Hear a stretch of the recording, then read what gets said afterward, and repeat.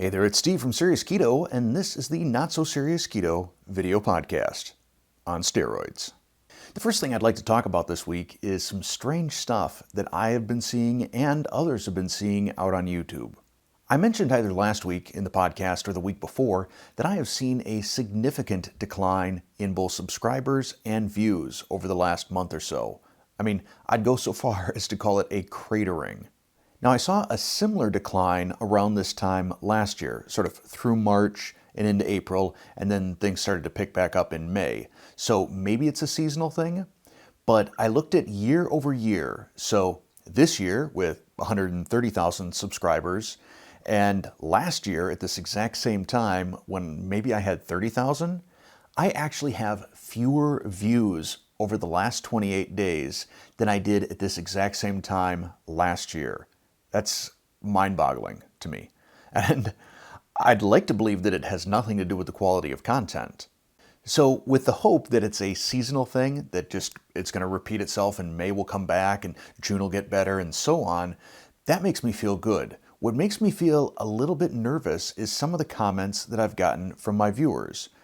They've been telling me that they're seeing some weird stuff on their end as well. There are viewers who have asked me how come I don't reply to any of their comments. And I have replied to their comments. There have been a couple where they said that and I scrolled back to just the previous day and saw that I had replied to their comments, yet they didn't see it. So that's a little bit odd. Now, that doesn't mean that I reply to everybody's comments. What I do is I try and read everybody's comments and I'll give you a thumbs up and or a heart or maybe a comment. Now, I've also had viewers tell me that they have made comments and they thought that I deleted them because they went back in and they didn't see their comment. And I rarely delete comments. Something has to be pretty nasty, pretty offensive, something that should have been caught probably by YouTube's filters, but wasn't. I take that back. I do on a daily basis delete various spam messages for like adult websites and things like that, but I don't think those are the sort of comments my viewers were talking about. They said something to me, they asked me a question, they went back into comments, and it wasn't there. That wasn't me. I didn't do that, so I don't know what's going on there. I'm routinely getting comments from viewers to the effect of, when did this video come out? I didn't get any sort of notification. They'll go into their settings and look at notifications, and they'll either see that notifications were turned off, or maybe they're turned on, but they're still not getting notifications. That's concerning. But probably the most concerning is I've had some viewers who told me that they were subscribed to me, but then became unsubscribed, and they didn't do it. I will assume that because you're watching this podcast, you are subscribed, and either you got notifications or you're just used to my cadence and you're used to every Monday morning around this time a podcast is released. What I would suggest you do, not just for my channel, but for others, is from your main YouTube screen, go into settings, then notifications, and then there's the bottom probably 2/3 of that screen are all the notifications you can turn on or off. So you can turn it on for content that was released by the people you're subscribed to. You can turn it on for comments. You can turn it on for replies to your comments. I'm not sure if there's something like for mentions in there or not, but there are a number of different settings. I would encourage you after this video, go into your settings, go into notifications and check them. One other thing that makes me feel a little bit better, but it's sort of in the misery loves company category of feeling better, is I've heard from some other channels that they're also seeing this weird sort of decline. Now, they're all keto channels, so hopefully it's not something keto specific. Hopefully it's something just YouTube strangeness, seasonality, and so on. So to continue on the theme of the state of the Serious Keto channel, there's a couple other things that I'd like to talk about, one of which is Throwback Thursdays. The response to Throwback Thursdays has been very positive. So I'm excited about that. I think it's fun revisiting some of these older recipes. Some of these recipes are recipes that I just haven't made in a long time, and then I make them again and I think, wow, why have I not made this? I like sharing tips and tricks and lessons learned as well.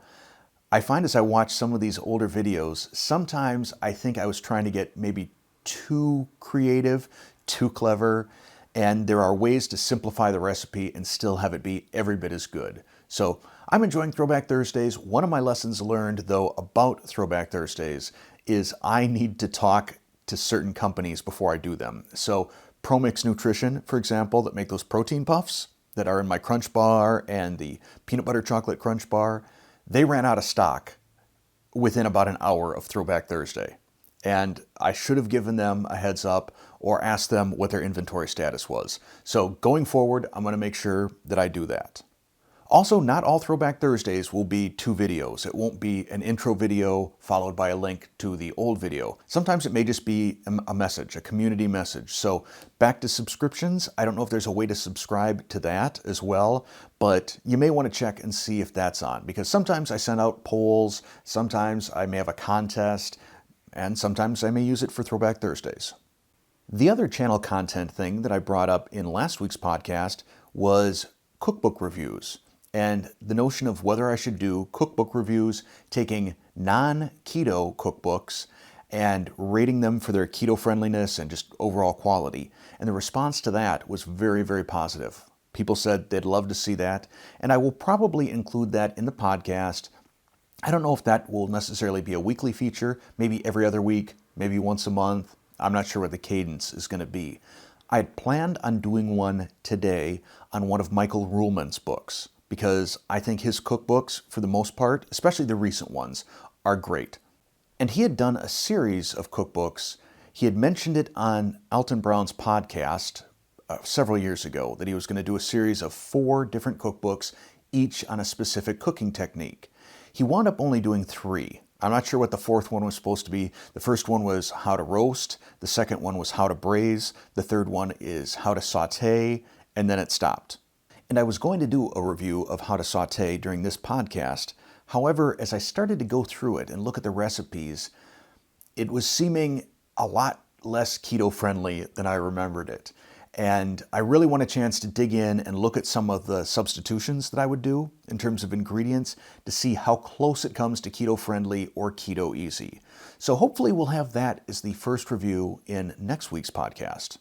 But just to throw out a mini review, this is the brand new issue of Milk Street magazine, and if you've watched my podcasts or videos for any length of time, you know I'm a big fan of Christopher Kimball's Milk Street. What I love about the magazine, and I'm not trying to sell you the magazine right here, I'm not a partner with them or anything. I mean, it's very thin. They're all like 32, 33 pages, but there's no ads. It's just nothing but recipes, and great recipes, and a lot of international stuff. And what I've found is typically about 50% or more of the recipes in any given issue are either keto friendly or fairly easy to substitute and make keto friendly. And this one, this May issue, just looking through it, I can tell you there are going to be some recipes that you see on this channel that are just ever so slight ketofications from this magazine. Good stuff. So if you're at the grocery store and you happen to see Milk Street magazine, I'd encourage you to pick it up, especially this May edition. See what you think of it. If you like it, subscribe. I was one of their charter subscribers. I'm a huge fan. I'm sure I'll be a fan for life. One of the things that kind of bums me out whenever I'm reviewing product or using a new ingredient or something like that is when it's not available in Canada. About 7% of my viewers are from Canada. I think after the US, that's the next biggest group of viewers. And I always feel bad when there's an ingredient that they just can't get and they really would like to get it. I think one of the reasons I feel bad is just because they always seem so polite. You Canadians, you're pretty nice people. And I've been trying to work with some of my affiliate marketing partners to see if we can get some product up in Canada. One of those is Aviate, who makes the lupini flour and lupini flakes that I've been using. And I had a call with David and Maggie from Aviate. They're the 2 co-owners. Talked to them on Friday. They're great people. They're super enthusiastic. They would love to get some product up in Canada, and they've been investigating it. There are a couple of challenges. One is that the nutritional information, the things that you need to disclose, are different. The other is that packaging needs to be in both English and French. You can't just slap like another label on top of a package either. You need to have the actual packaging designed in English and French. You also, if you want to sell in Canada, really ought to have some sort of a distributor in Canada, so you're not shipping from the US and incurring these massive shipping costs. So these are some of the logistical challenges that companies have when they want to sell in Canada. In terms of Aviate and their lupini products, they have a partner in Canada, and it's a relationship where it's sort of a let's not step on each other's toes sort of situation. Aviate is feeling out whether this company has an interest in selling lupini product up there. If they do, then you will get the same product that you would get from Aviate, but just under this different brand name. Alternatively, if this particular company doesn't want to play in the lupini space up in Canada, then they will help out Aviate create the packaging and labeling and all of that stuff. So hopefully we will see that within the next handful of months. Anyhow, I just bring that up because I want my northern neighbors to know that I care about you, I'm thinking about you, I'm trying to make sure that you can make any recipe that you see on my channel, or most every recipe that you see on my channel. And with that, we will take a brief little ad break. Last week I did not do a frequently asked question. This week I will. And that frequently asked question is, Steve, what do you watch on YouTube? Well, first off, I don't watch much at all in the way of other keto videos. And that's not an ego thing or anything like that. I kind of think of it in a way like, if you watched Seinfeld, there was an episode where Jerry started dating a massage therapist, and he thought that meant that he would be able to get massages all the time. And she didn't want to give him a massage because that was her job. And in her off hours, she didn't want to be doing her job. It's sort of like that for me. I spend enough time working on recipes, recording recipes, looking at myself on a screen as I edit a video, that by the time I'm done with something like that, I'm generally not that interested in watching other keto channels. I don't even watch that many cooking channels because a lot of them have just gotten overly stylized, in my opinion. It's like all this slow motion food porn sort of stuff that, yeah, it's aesthetically pleasing, but I'm to the point where I just kind of want to see the recipe. Let's make a recipe. Which is why I watch shows like Milk Street and America's Test Kitchen, because it's not about big fancy shots and production values, it's about the process. So for the most part, don't watch any cooking shows. I tend to watch a lot of movie trailers. What else? Oh, VR. I'm really fascinated by virtual reality. I've got an Oculus Quest 2 headset, and I think the future of VR is going to be really, really fascinating. So I watch a lot of videos on VR. I watch a lot of music videos too. Having grown up in the 70s and 80s and really been at the perfect age right when MTV started, I enjoy music videos. And I can just sit down and watch music videos, or concerts for that matter. And from time to time, I'll watch a guitar lesson video. If you're into guitar and just sort of starting to learn guitar, look up Marty's Music, I believe it is, or Marty Schwartz. If you do a search on him, he is just great. He's a great teacher. I love the way that he teaches guitar, the way he breaks it down. So if you're into guitar, learning guitar, Marty Music or Marty Schwartz, check that out. That's one of the channels I like. I also like Chris Fix. He does all kinds of car repairs and detailing and restorations. Not that I do these things, but just for me, I find it so interesting to watch him do this stuff. I would probably find antique restoration interesting as well, but right now I'm sticking with Chris Fix and cars. And then lastly, appliance repairs. If there's anything that needs fixing around the house, I can't remember the last time I called a repairman or a plumber or a carpenter or anything like that. I'm a very much do-it-yourself sort of guy. So I'll get out and I'll watch videos. And this is just, I think, one of the great things about living in the time that we live in. If your washing machine is making a certain noise, you can find a video that explains why it's making that noise, and then you can go and order the part and fix it yourself. Just have your phone right next to the washing machine as you're working on it, for a fraction of what you'd normally pay a repair person. So that's what I watch on YouTube.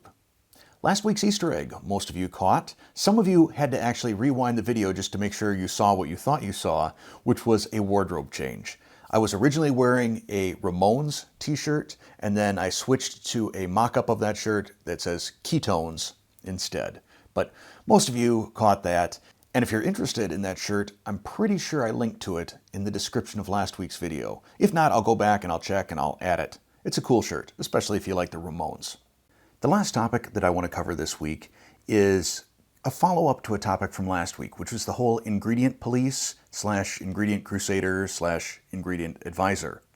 And as I said in last week's podcast, I'm really not much of a fan of ingredient crusaders or ingredient police. But ingredient advisors, I think this is good. And I try and be an ingredient advisor. In fact, that's what I did last week when I talked about sometimes finding some sketchy ingredients in supplements. I believe that as an ingredient advisor, your role sort of ends after providing the information. You're not telling people what to eat, what they should eat, what they shouldn't eat, what they can eat, what they can't eat, what's keto, what's not keto. You're simply giving them the facts and letting them, as adults, decide what they want to do with it. Do they want to eat that product? Do they want to keep taking that supplement? It's up to them. And unfortunately, a lot of people tend to approach it more from the ingredient crusader or ingredient police side, where they feel like they're telling people, oh, you can't eat this, you can't eat that, this is dangerous. And honestly, if I listened to every single one of those people, there probably would be nothing that I could eat. So really the theme of this follow-up segment is respecting the educated choices that other adults make. And that's in terms of anything really that they choose to eat or drink. They need to figure out what affects them, what bothers them, what will knock them out of ketosis, what will spike their blood glucose, what causes them inflammation, and then adjust their way of eating accordingly. To me, that is one of the main elements of what I call sensible keto. It's not a one-size-fits-all sort of food system. And there are going to be a handful of ingredients that some people are just opposed to, they don't want to put in their bodies, and there are going to be other people that look at those same ingredients and consider them benign. There are a handful of ingredients that are pretty hard to escape in terms of any prepackaged product.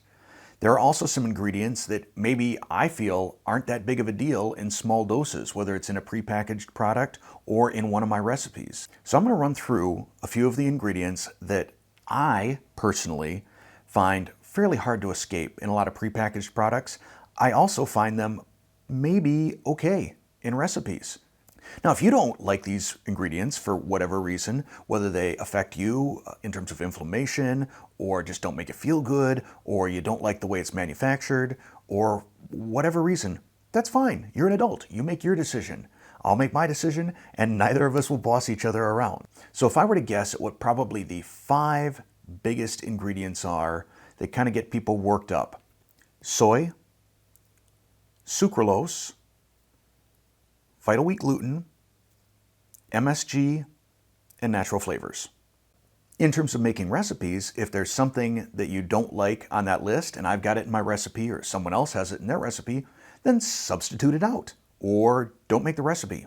But know that I'm not going to put out a recipe that I think is unsafe, at least for me.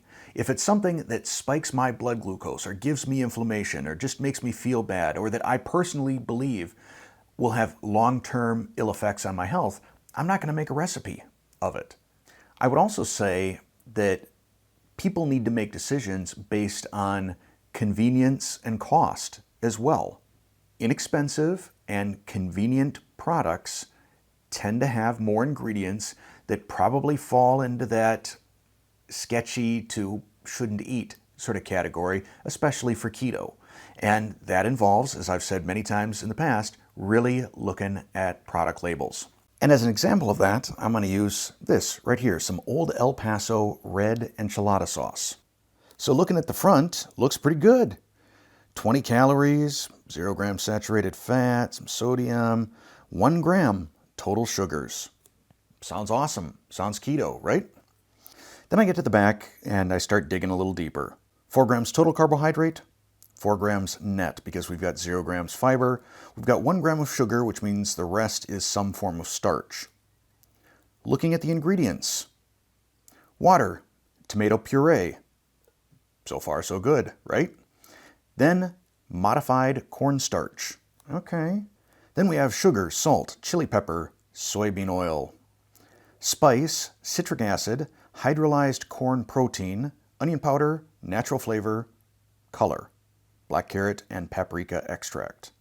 Then it says down below, contains bioengineered food ingredients. So if I were reading a can like this and trying to make a decision whether or not I use it in a video or just one of my personal recipes, probably the biggest ingredient that stands out to me is the soybean oil.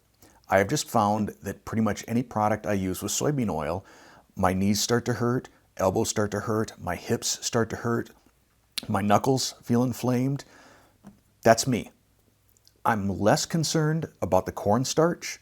There are some ingredients that, although they're not keto approved, I think in small enough doses, when they're serving a purpose, like a thickener, not such a bad thing if you don't have an issue with corn. I have used cornstarch in a slurry from time to time to thicken up a sauce when I don't want to use xanthan gum or something else.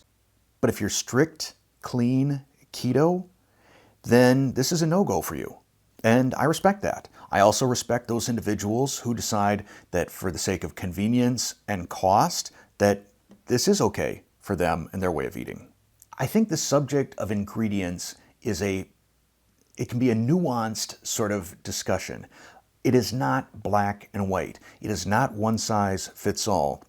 There are a lot of things to consider, including each individual's allergies and physiological reactions, their budget, their time, and so forth.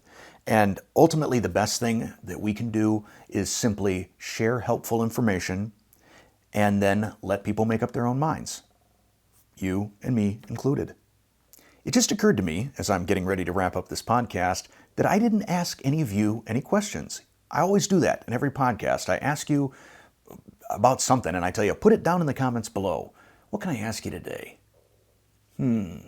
Okay, I got one. It's finally looking like spring here in Wisconsin. I'm thinking maybe by next weekend I may be renting a rototiller and getting out and tilling up my garden, starting to get that prepped. What's it like where you live? Is it spring yet? Or has it been for a while? What's your next big project outdoors now that the weather is getting nice? Let me know down in the comments below. And with that, thanks for watching or listening.